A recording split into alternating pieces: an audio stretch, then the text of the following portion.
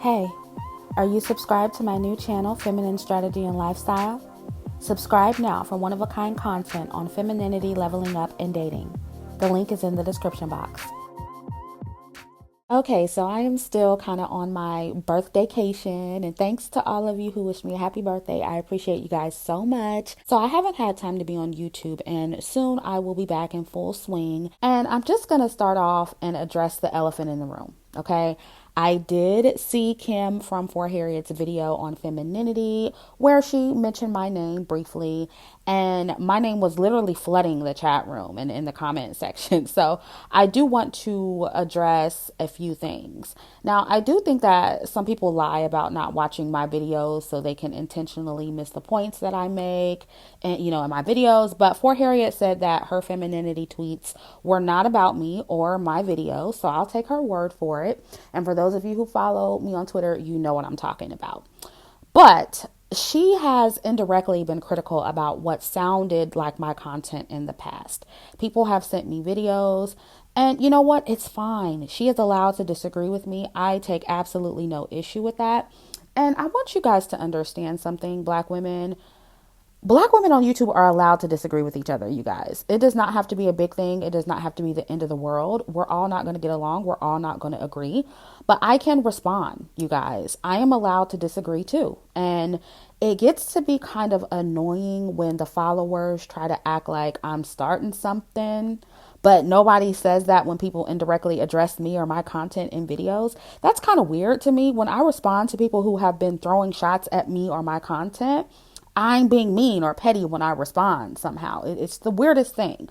But For Harriet, she also mentioned me in a recent Patreon video. And the audio was sent to me, so I heard it for myself. And, that's kind of fucked up that, one of her Patreon people would send that to me. But they did, and I did hear it. And she said someone was negatively comparing us and our platforms. I'm assuming it was a follower of mine, and I've had her followers do it to me as well. Y'all love comparing content creators, especially Black female content creators, but that comes with the territory, so I'm used to it. But For Harriet says something along the lines of, bitch, please, Chrissie wishes, meaning I wish I was on her level or something like that. So just like I said in my last live stream, I believe it was, I'll say it again here on this video. I do not wish to be For Harriet or have anything that she has. This is not shade. This is not beef. It is just the truth. I am doing quite well financially. I'm happy with my platform. And I was doing well before YouTube and will be doing well after YouTube. And I have to keep reiterating this so that there's no misunderstanding or confusion. People seem to think, YouTube is my job, but YouTube is not my job. Okay. If it was, I would have to pump out videos every single day because YouTube stays demonetizing my videos. I'm sure this will get demonetized as well. So, people who live off of this, they probably can't go 2 weeks without making a video and weeks without making videos like I do. I'm not a very regular, content creator, right? I have good months, where I make decent money from YouTube, but I don't make enough to support my lifestyle. Okay. And I'm extremely grateful for it. But my main source of income is not YouTube. I am blessed to be my own boss. I have been for years. Way before YouTube, I was buying a home in the suburbs. I was 25 years old doing that kind of stuff. Had my own business then, sold my house, moved to a luxury apartment. And I didn't get all of that with YouTube money or a college degree or Patreon money. And I'm not saying that to brag because I think being educated is great. I think having a Patreon is fine. Get that money, okay? But my point is we all take different paths to success. And I don't wish to take the path that she took For Harriet. I don't wish to do what she does. My claim to fame isn't YouTube or Patreon or being a journalist. Although I'm very passionate about what I do online, I'm not trying to make a career out of any of this, you guys. And I want you guys to be clear about that. And any Black woman who is doing that, that is great. I'm not knocking that. I fully support a Black woman making a living off of social media. That is awesome. If you want to do that, but not all of us do. And when a Black woman who does tells other Black women that I want to be like her, and she meant it like that because I heard it. She meant it like that. Okay. But when a Black woman says that, then I got to step in and correct it, you guys. You can call me catty. You can call me shady. You can say I'm beefing or whatever. It is what it is. But, I had to correct that. You have to have something I want before I wished I was like you, or before I wished to be like you. And you don't. And I mean that in the most respectful way possible. So that was my issue with For Harriet. And, I don't want anyone to troll her or bash her on my behalf or defend me, and go in her comment section and talk crazy. I don't want you to do that. I just want to set the record straight on my platform. Now, finally, moving on. I want to address some of the talking points and comments that were being said and are still being said about me and femininity content in general, in For Harriet's space. I guess, people think like I'm the head of this movement. There are a lot of other Black women on here who were before me talking about femininity and, leveling up and hypergamy. I am definitely not the first, but, I do recognize my impact and my influence. So, I feel compelled to address it and speak on it. And I just want to point out that a lot of the upset behind my content is really about my commentary on colorist Black men and light-skinned women. Let's just be honest. Okay, let's just throw that out there. That is a big reason they don't like me, and they're trying to cover it up with all this other stuff. But for the Black women who aren't, the accusations I keep seeing are that me creating a space that centers biological Black women who embrace traditional femininity, hypergamy, and fitness and health. I keep seeing that is Eurocentric, right? We're Eurocentric, we are transphobic, we are fatphobic, and we are classist, we are elitist, okay? That's what I keep hearing. That is the overall argument, that I am ostracizing masculine Black women, fat Black women, poor Black women, trans women, Black trans women, and therefore I am divisive and I am hateful. And I'll address the transphobic accusations later on in the video. But right now I want to address the femininity part, okay?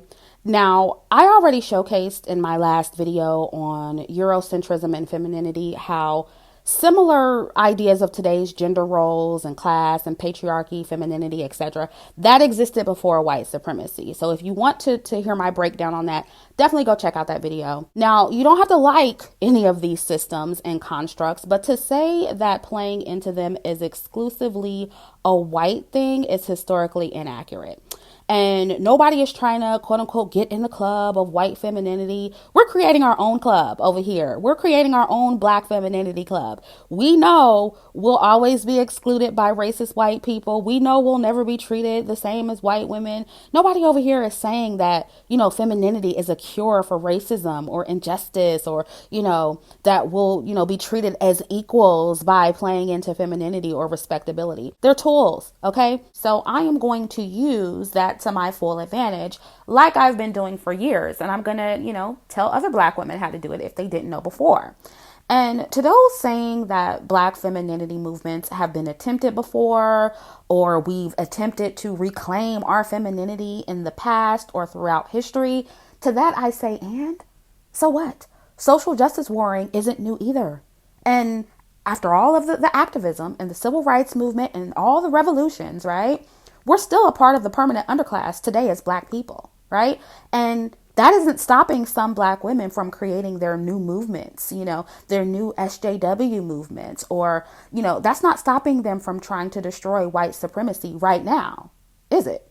So, if today's Black women want to create another Black femininity movement in 2020, we can do that. It doesn't matter if it's not new. If you're doing what's already been done before as a SJW and we're still on the bottom in society as Black people, we can recreate some new 2020 femininity shit too. Who cares if it's not new?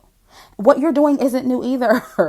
Furthermore, I have never claimed that what I do here is new or innovative. Like I said earlier, I am not the first to talk about this. I mean, even in recent years on YouTube, I am not the first, never claimed to be the first.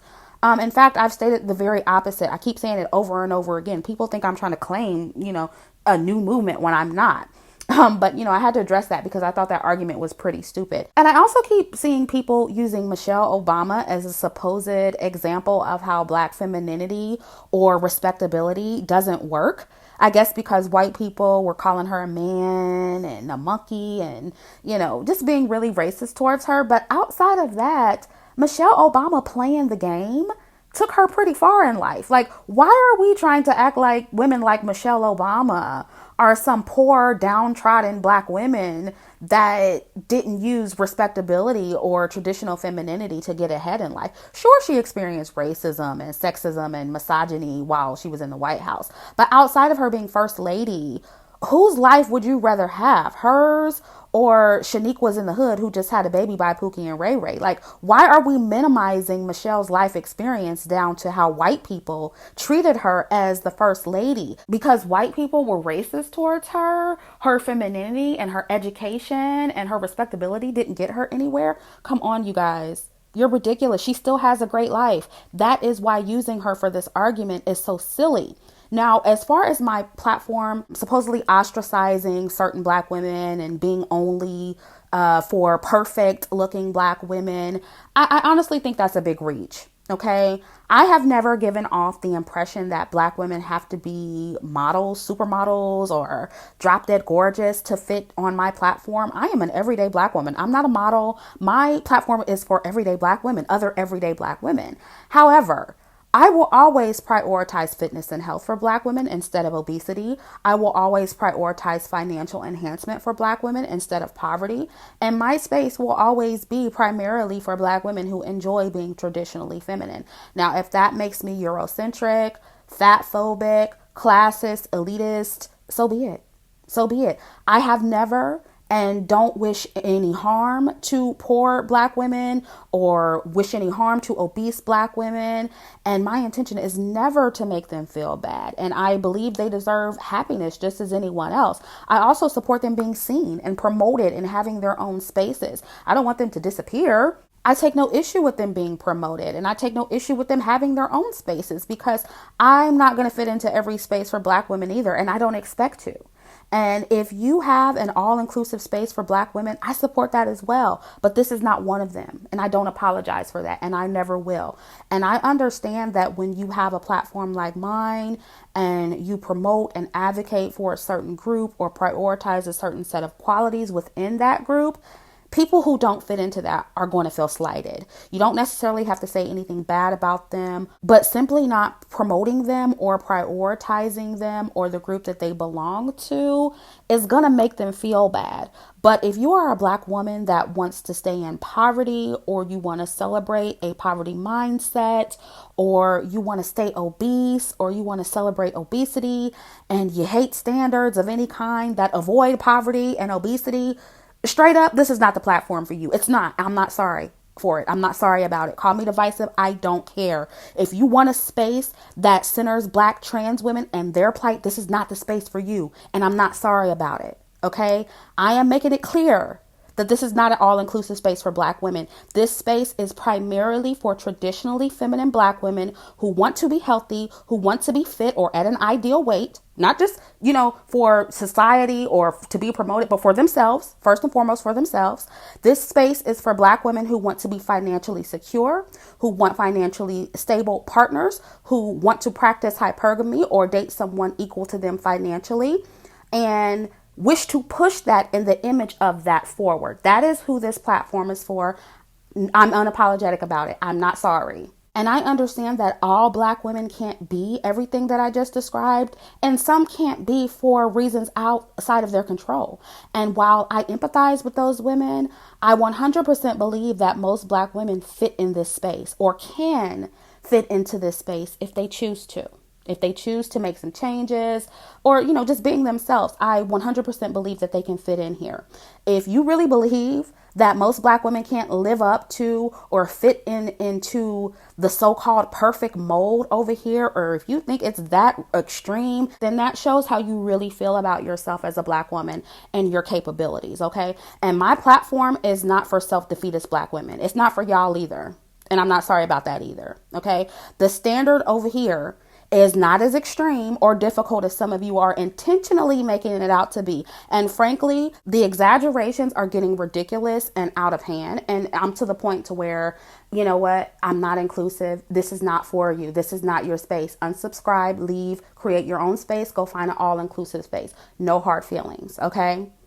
I am not going to promote any and everything in an effort to be all-inclusive or moral. I'm also not promoting or embracing any concept or condition that can be potentially harmful or damaging to Black women and our well-being and our image. There are several platforms for fat Black women. There are platforms for Black social justice warriors. There are platforms for masculine Black women. There are platforms for Black trans women. So my little niche space should not be that much of a problem, you guys. Most spaces outside of mine are all inclusive. Okay. And quiet as it's kept, let me say this.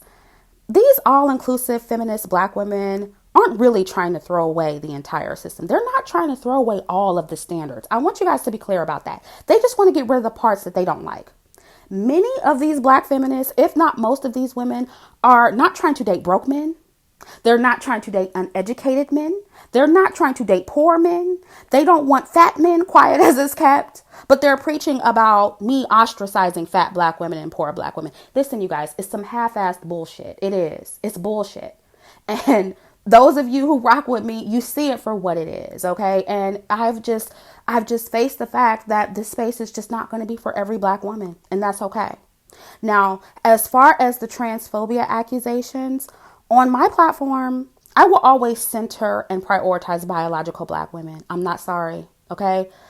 Nobody is trying to oppress Black trans women because that's like a popular term. I'm not trying to condone any harm they experience. I don't feel superior to them in any way. But the biological Black woman plight comes first here. Just like their plight comes first in trans spaces or LGBT spaces, okay? And, you know, what I find so interesting about this femininity content pushback, you know, coming from Black feminists in particular, is that somehow it's okay for Black trans women to play into traditional femininity and gender norms, you know, but when Black women do it, it's Eurocentric and it's problematic. And, you know, we can argue that trans women do it for different reasons and they're just trying to survive. I would agree with that. Okay. We can argue that not all of them are trying to look traditionally feminine. I can agree with that too. But yes, most of them are trying to look more traditionally feminine. Exceptions do not make the rule. Yet I don't hear anyone calling trans women Eurocentric. Black trans women Eurocentric, or they get a pass because, you know, they're trying to avoid being harmed. And I totally get it. But if transphobia went away tomorrow, I doubt that they're going to try to stop passing, because that's a big thing with them.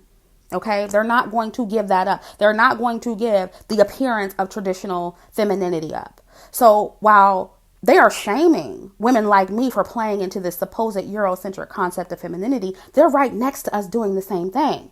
But you want me to stop? Absolutely not. No, I'm not going to stop. If Black feminists and Black trans women want to get rid of gender norms and quote unquote Eurocentric femininity, and they want to destroy the current concepts of femininity and masculinity, then be the example. Be the example first before you try to come and tell me what I can't be. If you as a trans woman can use traditional femininity to pass or get ahead in life, who are you to tell me that I can't? Are you crazy? No, absolutely not. Another thing I want to clear up is that I never said that trans women were the reason Black women were masculinized. But yes, conflating the issues of biological men, because that's what trans women are. This is no shade to them. I'm just saying they are biological men. They were born men, right? Conflating the issues of biological men with biological women will further masculinize Black women. And that's not debatable. And this would happen with or without the system of white supremacy. One, because there are typical physical traits that come with each gender that we can't do anything about. That's why, you know, trans women go through all the surgeries or whatever, because they're trying to not look as masculine, right? And two, again, gender norms existed before white supremacy. Take away the system.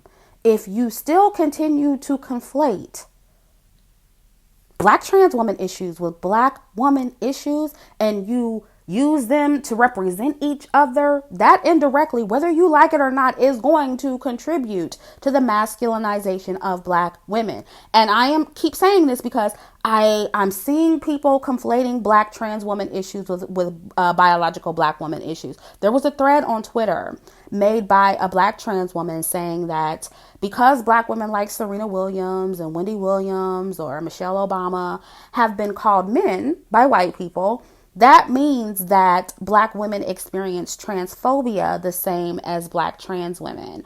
And that's why we shouldn't separate our plight from theirs and, basically try to make us the same. And it's real slick what they're doing. And like I said on Twitter, Black women, on average, we are not being mistaken for men. We're not. We're not being mistaken for men or trans women. And, and I'm saying, when I say mistaken for trans women, I'm saying what they look like on average. Okay, on average, right? If we were on average being mistaken for men, it would be a bigger conversation. Now, Black women definitely are masculinized, and we experience misogyny and misogynoir. And while that may overlap with transphobia, it's not exactly the same. And in my opinion, that thread on Twitter was just another attempt to lump Black women and Black trans women together to make trans women feel more like biological women, because that's the thing with them, you guys. It is. And again, I'm not trying to be transphobic. I'm just calling it like I see it. They want to do any and everything they can to feel like a biological woman, even if that means invalidating the experiences of biological women. And that is where I draw the line. And what Black women need to recognize is that people trying to conflate the experience of Black women and Black trans women, like there are no differences between us whatsoever, it also masculinizes the Black woman. You are not going to tell me that pretending that biological Black men and Black women are exactly the same isn't going to contribute to that. No, not all trans women look masculine, but on average, they are going to be more masculine looking than the everyday average biological Black woman, because they are biological men that transitioned into women. You can get mad at the truth. You can label it transphobic, but that's not going to change the truth. And I do feel that pretending that there are no differences between Black trans women and biological women is dehumanizing to biological Black women. And Black women, we will start to see that more and more as they replace biological Black women with trans women in the media. And I know somebody is going to say, Chrissie, you're so paranoid. Why do we threaten your womanhood? Trans women will never replace Black women. That's just impossible. We're a minority. And once again, I am not, afraid of a trans woman taking my man. This has nothing to do with that, you guys. And that's another thing that I find really, really strange. They say it's about equality and, they just want to survive and they just want to live. But anytime this conversation comes up, it goes right back to straight Black men and sexual access.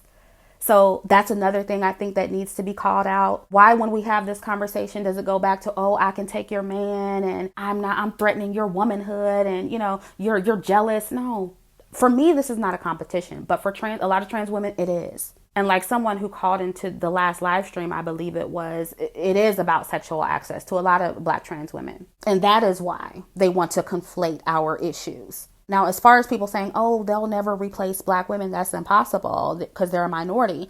I'm talking about in the media, okay? Mixed women, mixed with Black women, I should say, they are a minority too. But the white people, the white media, they have successfully used them to erase Black women or minimize us in the media, right? The same thing can happen with trans women. And white people will intentionally do that to perpetuate the stereotype that Black women look masculine or look like biological males when most of us do not. And yes, I do have a problem with that. Black women, you need to see the game that's being ran on you, okay? And they're doing it now with Black trans women, in the media. They're starting to promote them more, but it's going to start happening much, much more often. And only then will Black women snap out of it, because, we want to come to the realization and realize some shit after it's too late, right? Only then will Black women start to see why it is problematic. And, another thing, when a trans woman beats a Black woman's ass, then what? Then what conversations are y'all going to have then? Since they're just like us. Are they exactly like us if they beat your ass? See, Black women, we're not ready to have these conversations. And I realize that, so right now I'll be the bad guy for saying it out loud and being honest about it and not coddling people. I'll be the bad guy. But when it starts happening more and more, Black women will start sounding like me. Mark my words. Mark my words. And I might just be here to say, I told you so, just like I've said with other things regarding colorism and Black men and Black women. Okay. Now, if you have a problem with anything I said here, feel free to unsubscribe. There are no hard feelings. I will never believe that a space primarily for biological dark-skinned Black women is transphobic or colorist, or a space for Black women that promotes fitness and health is fatphobic. And once again, wanting to embrace traditional femininity is not inherently white or Eurocentric, and nobody's going to convince me otherwise, okay? And I want to end by saying this, okay? Some Black men online are using this SJW versus Black femininity situation as an excuse to be colorist or featurist when they were already like that before. They're full of shit too. So this video isn't to support these Black men online who don't like Black women, let alone trans women. You know, I want to make that very clear because a lot of you think that, you know, I'm trying to side with them. No, this has nothing to do with what Black men say online. This has nothing to do with competing for them, trying to get their attention. This has nothing to do with them and everything to do with the well-being and the image of the biological Black woman, biological dark-skinned Black woman in particular. Okay. And I do see how some Black men are trying to use this situation with trans women to justify whatever anti-Black woman stuff they were on before. So this has nothing to do with them, even if we meet in the middle and agree on this topic. Okay, so I just want to make that clear. So that is all I have to say about this for now. Let me know what you think about this down in the comment section, and I'll catch up with you in the next video.